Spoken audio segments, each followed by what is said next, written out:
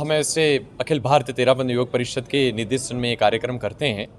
हम नेत्रदान भी करते हैं, रक्तदान भी करते हैं, एनडीआरएफ के भी सारे प्रोग्राम करते हैं। ये बाहरी दुनिया के प्रोग्राम हैं। घर की जो आज की समस्याएं हैं, हमारा भगवान महावीर का एक ही मंत्र रहता है, समता धर्म। आप समता भाव में रहे, ठीक है। कभी बोलचाल हो भी जाती है, हम तो ऐसे जेनिए कि अगर चींटी भी मर जाए तो हम प्रायश्चित रूप से हम ले लेते हैं। तो ये तो घर की एक पूरी बात रहती है। और हमारे गुरु आचार्य श्री महाश्रमण जी ने तो यही कहा है कि हमेशा झुकना सीखे, विनम्रता हो, विनयता हो। आजकल की फिल्में चलती है, जैसे एक फिल्म में डायलॉग भी रहता है कि भाई झुकेगा नहीं।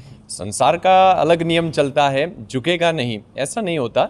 जो झुकेगा नहीं वो टिकेगा नहीं। आपको यहाँ पर विनम्रता होनी चाहिए। आप कितने भी ऊपर की पोस्ट पर आप चले भी जाएं, लेकिन जब तक आपके अंदर विनम्रता के गुण नहीं है, आपके संस्कार के गुण कोई नहीं है, तो आप मेरे ख्याल से आप जीरो है। डाउन द अर्थ रहना चाहिए, वो एक मेरे ख्याल से रहना चाहिए। समता धर्म, बस ये हमारा मोटो है जैन धर्म का। चाहूँगा कि यदि जीवन में सफलता पानी है, ऊंची उड़ान पानी है, तो अपनी जड़ें मजबूत होनी ज़रूरी है। और वह जड़ है हमारा परिवार। जब तक आपका परिवार मजबूत नहीं होगा, परिवार में प्रेम नहीं होगा, परिवार में समता रस नहीं होगा, तो आप बिजनेस में जाओगे, व्यापार में जाओगे या कहीं पर भी जाओगे, आप सक्सेस नहीं हो पाओगे। तो सबसे पहले अपने परिवार की जड़ को मजबूत करें। आपसी छोटी मोटी बातें हर परिवार में होती है, बस उनसे एक अपना माइंडसेट थोड़ा सा अलग बनाकर एक ब्रिज बना दें, एक सही रास्ता अपना लें, तो मैं समझता हूँ हमारे परिवार बच सकते हैं।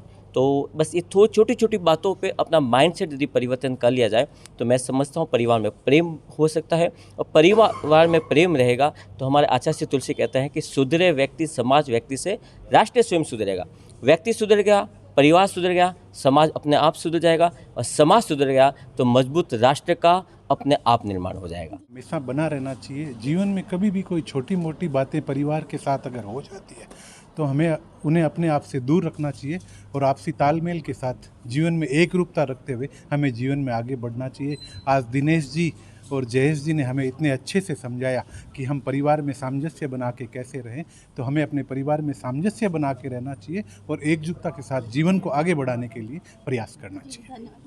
जी सर, आप क्या कहना चाहेंगे कि एक अपने जीवन में सर्वप्रथम तो मैं अब अभातयुग निर्देशित स्वर्ग बने घर मेरे इस पर जो आयाम आयोजित हुआ उसके लिए बधाई देना चाहूँगा गांधीनगर परिषद को। दूसरा, जीवन में तेरापंथ धर्म संघ हमें ये सिखाता है, एक गुरु और एक अनुशासन।